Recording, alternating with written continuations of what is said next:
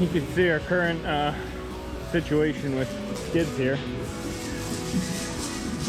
Whenever you need something on the bottom row, on the back row, all the way on the bottom skid, you got to pull all this out.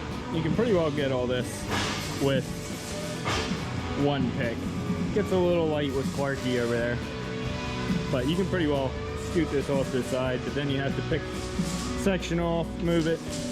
I don't know how time consuming that is. So we are coming up with a solution here, and to hopefully gain a bunch of efficiency with the plasma table here. Most of our time now consists of drawing it up, and then we have the time consuming part of getting the right material in here, looking through and seeing which where our sheet is through all these skids that look the same. So this is going to be the solution for our problem in there with the plate racks. But this is going to be our solution here. There's roughly 10,000 pounds of steel right here laying. Bunch of tubing, bunch of angle.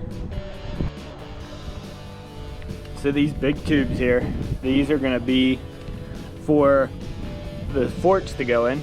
We'll show you building these skids. Basically what we're going to do is we're going to build skids, and we're going to build a frame on the outside with angle welded to it. And those skids can slide in there and hold all our sheets. So here you can see the red is the frame. Pretty simple 4-inch square tubing going up through. Some heavy angle on both sides. And then this here is simply a skid that we'll be using. You just grab it and pull it out. Use your forklift. Here are your fork holes right there and there. So you just stick your forks in there, slide it in, put your material on here, take it over to the table or whatever, and then whenever you're done, just grab it again, slide it right back in.